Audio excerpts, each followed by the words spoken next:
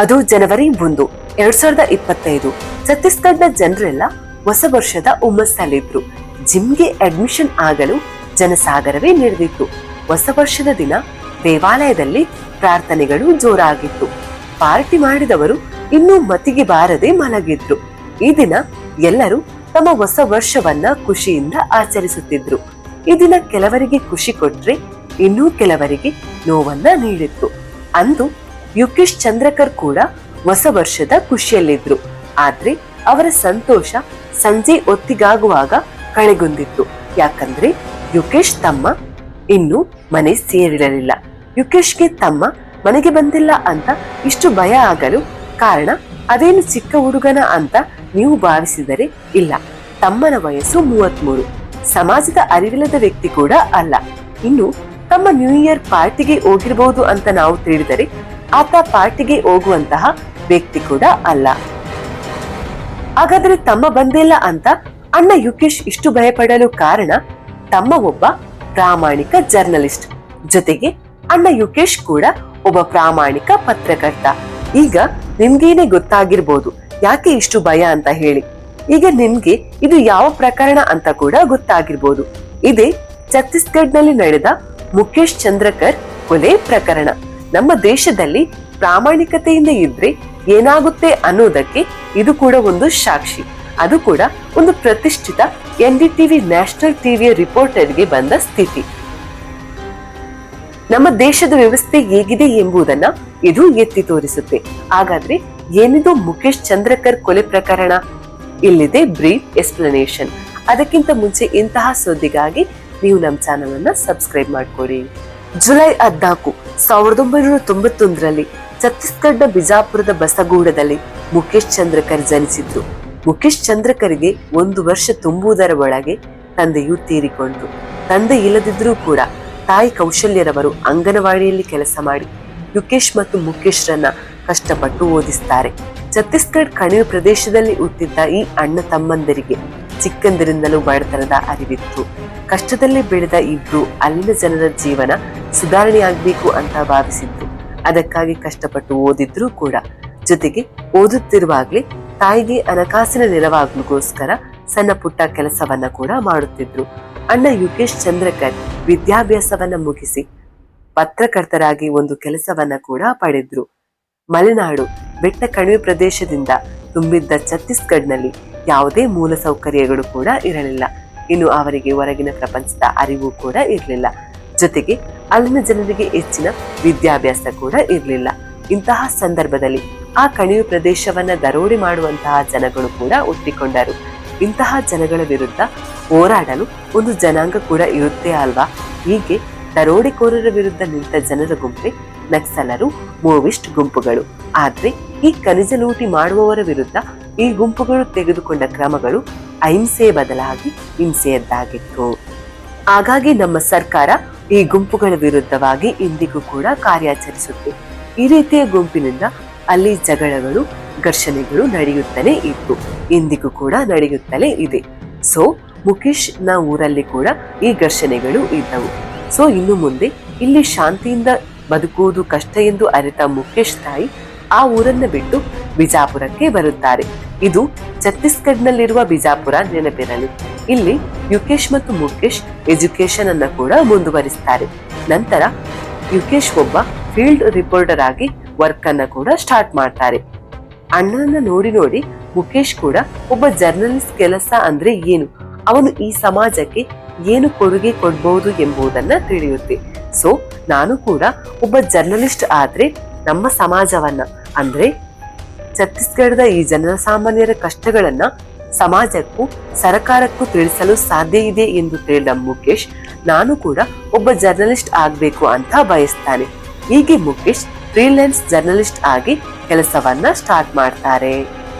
ಹೀಗೆ ಇಬ್ಬರು ಮಕ್ಕಳು ಚೆನ್ನಾಗಿ ಓದಿ ಕೆಲಸಕ್ಕೂ ಸೇರಿಕೊಂಡರು ಎಂಬ ತೃಪ್ತಿಯಲ್ಲಿ 2013ರಲ್ಲಿ ಅವರ ತಾಯಿ ಕ್ಯಾನ್ಸರ್ನಿಂದಾಗಿ ಸಾವಿಗೀಡಾಗ್ತಾರೆ.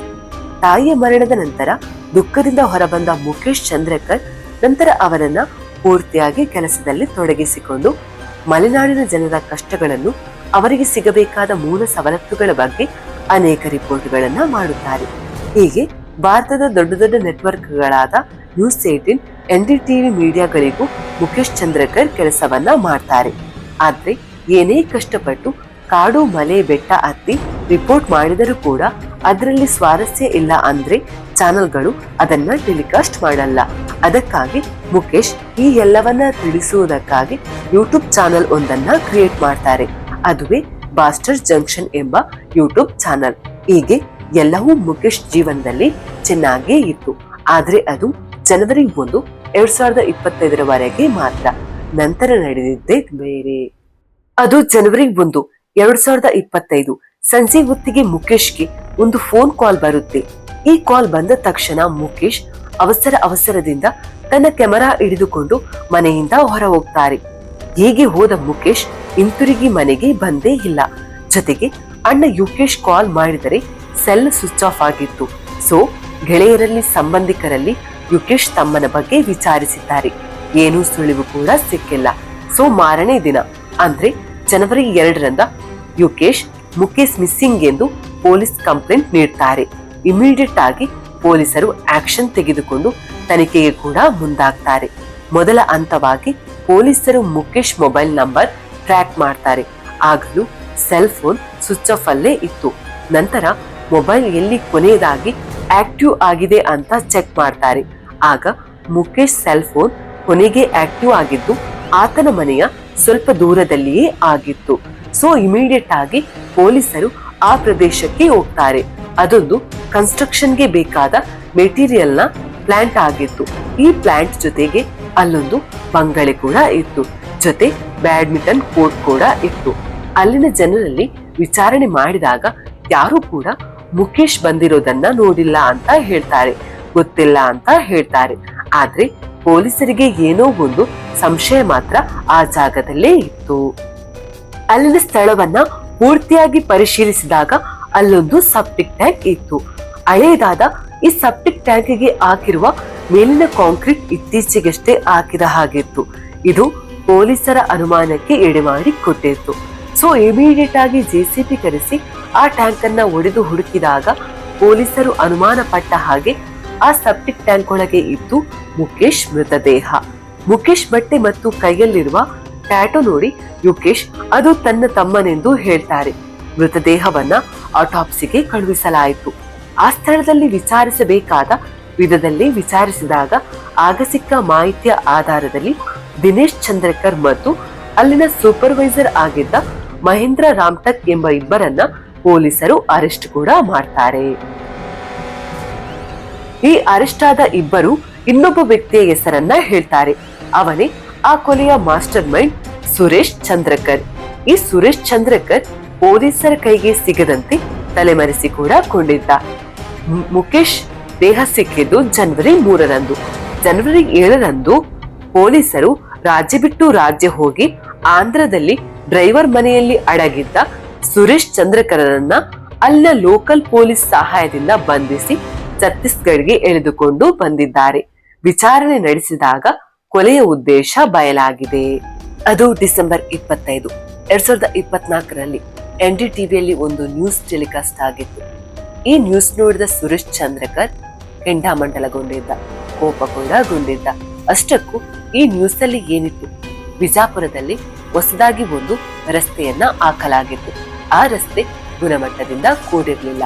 ಜೊತೆಗೆ ರಸ್ತೆ ಹಾಕಿದ ಕೆಲವೇ ದಿನಗಳಲ್ಲಿ ಗುಂಡಿಗಳು ಸೃಷ್ಟಿಯಾಗಿದ್ದವು ಎಂಬುದಾಗಿತ್ತು. ಇಲ್ಲಿ ಸುರೇಶ್ ಚಂದ್ರಕರ್ಗೆ ಇಷ್ಟು ಟೆನ್ಷನ್ ಆಗಲು ಕಾರಣ ಈ ರಸ್ತೆಯನ್ನ ಹಾಕಿಸಿದ್ದೆ ಸುರೇಶ್ ಚಂದ್ರಕರ್. ಜೊತೆಗೆ ಆ ನ್ಯೂಸ್ ಅಲ್ಲಿ 50 ಕೋಟಿ ವೆಚ್ಚದ ಈ ಟೆಂಡರ್ ನನ್ನ ಅನ್ಯಾಯವಾಗಿ 120 ಕೋಟಿಗೆ ತೆಗೆದುಕೊಂಡು ದೊಡ್ಡ ಮೊತ್ತದಲ್ಲಿ ಮೋಸವೇ ಆಗಿದೆ. ಜೊತೆಗೆ ಅಷ್ಟು ಖರ್ಚು ಮಾಡಿದ್ರೂ ಕೂಡ ಒಬ್ಬ ತಿಳಿಯದವ ಹಾಕಿದ ರಸ್ತೆ ಅವನಂತೆಯೇ ಇದೆ ಎಂಬ ಅರ್ಥದಲ್ಲಿ ನ್ಯೂಸ್ ಅನ್ನ ಟೆಲಿಕಾಸ್ಟ್ ಕೂಡ ಮಾಡಲಾಗಿತ್ತು. ಇದರಿಂದ ಟೆನ್ಷನ್ ಆದ ಸುರೇಶ್ ಚಂದ್ರಕರ್ ಅವನ ಒಡ ಹುಟ್ಟಿದವರಾದ ದಿನೇಶ್ ಮತ್ತು ಸುರೇಶ್ ಚಂದ್ರಕರ್ ಜೊತೆ ಸೇರಿ ಈ ರಿಪೋರ್ಟ್ ಮಾಡಿದವನಿಗೆ ಒಂದು ಗತಿ ಕಾಣಿಸಬೇಕು ಅಂತ ಪ್ಲಾನ್ ಅನ್ನ ಹಾಕ್ತಾರೆ. ಆಫ್ ಕೋರ್ಸ್ ಈ ನ್ಯೂಸ್ ರಿಪೋರ್ಟರ್ ಬೇರೆ ಯಾರು ಕೂಡ ಅಲ್ಲ, ಇದೇ ಕೊಲೆಯಾದ ಮುಖೇಶ್ ಚಂದ್ರಕರ್. ಇಲ್ಲಿ ನೀವು ಗಮನಿಸಬಹುದು, ಸುರೇಶ್ ಚಂದ್ರಕರ್, ಮುಖೇಶ್ ಚಂದ್ರಕರ್ ಹೆಸರೇ ಹೇಳುವಂತೆ ಸರ್ನೇಮ್ ಒಂದೇ ಇದೆ ಅಂತ ನೀವು ಭಾವಿಸಬಹುದು. ಎಸ್, ಇವರು ಅಣ್ಣ ತಮ್ಮಂದಿರೆ ಅಂದ್ರೆ ಕಸಿನ್ಸ್. ಮುಖೇಶ್ನ ಸೋದರ ಸಂಬಂಧಿಯೇ ಈ ಸುರೇಶ್ ಚಂದ್ರಕರ್. ಇಲ್ಲಿ ಮುಖೇಶ್ ಚಂದ್ರಕರ್ ತುಂಬಾ ಆನೆಸ್ಟ್ ಆಗಿ ತಪ್ಪು ಯಾರು ಮಾಡಿದರೂ ತಪ್ಪೇ ಎಂಬ ನೆಲೆಯಲ್ಲಿ ಆನೆಸ್ಟ್ ಆಗಿ ರಿಪೋರ್ಟ್ ಅನ್ನ ಮಾಡಿದ್ದ. ಆದ್ರೆ ಸುರೇಶ್ ಚಂದ್ರಕರ್ ಇಲ್ಲಿ ತನ್ನ ತಪ್ಪನ್ನ ಒಪ್ಪಿಕೊಂಡಿಲ್ಲ, ಜೊತೆಗೆ ತಮ್ಮನನ್ನೇ ಮುಗಿಸಲು ಸ್ಕೆಚ್ ಕೂಡ ಹಾಕಿದ್ದ. ಅದು ಜನವರಿ 1 ನ್ಯೂ ಇಯರ್ ದಿನ ಸುರೇಶ್ ಮುಖೇಶ್ಗೆ ಕರೆಯನ್ನ ಮಾಡಿದ್ದಾನೆ. ತಕ್ಷಣ ನೀನು ಬಂದು ನನ್ನ ಭೇಟಿಯಾಗು ಎಂದಿದ್ದಾನೆ ಸುರೇಶ್. ಮುಖೇಶ್ ಕೂಡ ಏನೋ ನ್ಯೂಸ್ ಇರಬಹುದೆಂದು ಅವಸರದಿಂದ ಸುರೇಶ್ ಹೇಳಿದ ಸ್ಥಳಕ್ಕೆ ತೆರಳಿದ್ದಾನೆ. ಅಲ್ಲಿಗೆ ಹೋದ ಮುಖೇಶ್ನನ್ನ ಊಟಕ್ಕೆ ಕರೆದಿದ್ದಾರೆ. ಊಟ ಮಾಡುತ್ತಾ ರೋಡ್ ಸ್ಕ್ಯಾಮ್ ಬಗ್ಗೆ ಮಾತನಾಡಿದ್ದಾರೆ. ಮಾತು ತಾರಕಕ್ಕೇರಿದೆ. ಇದನ್ನೇ ಕಾಯುತ್ತಿದ್ದ ಆ ಮೂವರು ಸೂಪರ್ವೈಸರ್ ಜೊತೆ ಸೇರಿ ಮುಖೇಶ್ನ ತಲೆಗೆ ರಾಡ್ನಿಂದ ಬಲವಾಗಿ ಬಡಿದಿದ್ದಾರೆ. ನಂತರ ಸಾಯುವವರೆಗೆ ಬಡಿದು ದೇಹವನ್ನ ಸೆಪ್ಟಿಕ್ ಟ್ಯಾಂಕ್ ಒಳಗೆ ಹಾಕಿದ್ದಾರೆ. ಕೊಲೆಯು ತುಂಬಾ ಭೀಕರವಾಗಿತ್ತು ಎಂದು ಆಟೋಪ್ಸಿ ರಿಪೋರ್ಟ್ ಹೇಳುತ್ತೆ. ತಲೆ, ಎದೆ, ಬೆನ್ನು ಮತ್ತು ಹೊಟ್ಟೆಗೆ ತೀವ್ರವಾದ ಗಾಯಗಳು ಆಗಿದ್ದವು. ಒಬ್ಬ ಪ್ರಾಮಾಣಿಕವಾಗಿದ್ದು ತನ್ನ ರಿಲೇಟಿವ್ ಅಂತ ಕೂಡ ನೋಡದೆ ನ್ಯೂಸ್ ರಿಪೋರ್ಟ್ ಮಾಡಿದ ಮುಖೇಶ್ಗೆ ಆದ ಅನ್ಯಾಯ ಇದಾಗಿತ್ತು. ನಮ್ಮಲ್ಲಿ ಪ್ರಾಮಾಣಿಕತೆಯಿಂದ ಇದ್ದರೆ ಇದೇ ಅವರಿಗೆ ಸಿಗುವಂತ ಪ್ರತಿಫಲವಾಗಿರುತ್ತೆ. ಕರೆ ಮಾಡಿ ಕರೆಸಿ ಊಟ ಹಾಕಿ ಈ ರೀತಿ ಕೊಲೆ ಮಾಡುತ್ತಾರೆ ಅಂದರೆ ಇಂತಹ ದ್ರೋಹ ಇದಾಗಿದೆ. ಒಬ್ಬ ನ್ಯಾಷನಲ್ ರಿಪೋರ್ಟರ್ಗೆ ಹೀಗಾಗುತ್ತೆ ಅಂದ್ರೆ ಇನ್ನು ಜನಸಾಮಾನ್ಯರ ಗತಿ ಏನಾಗಿರ್ಬೇಡ. ಈ ಕೊಲೆ ಆರೋಪಿಗಳಿಗೆ ಶಿಕ್ಷೆ ಖಂಡಿತವಾಗಿಯೂ ಕೂಡ ಆಗಲೇಬೇಕು ಮತ್ತು ವ್ಯವಸ್ಥೆ ಸರಿಯಾಗಬೇಕಿದೆ. ಯಾವುದೇ ಒಬ್ಬ ವ್ಯಕ್ತಿಯನ್ನ ಸಂದೇಹದಿಂದ ನೋಡುವುದು ಉತ್ತಮ ಎಂಬುದಕ್ಕೆ ಈ ಸುದ್ದಿಯೇ ಸಾಕ್ಷಿಯಾಗಿದೆ. ಇದು ಇವತ್ತಿನ ಸುದ್ದಿ. ಇನ್ನೊಂದು ಸುದ್ದಿಯೊಂದಿಗೆ ಭೇಟಿಯಾಗೋಣ. ಅಲ್ಲಿವರೆಗೂ ಟೇಕ್ ಕೇರ್, ಬಾಯ್.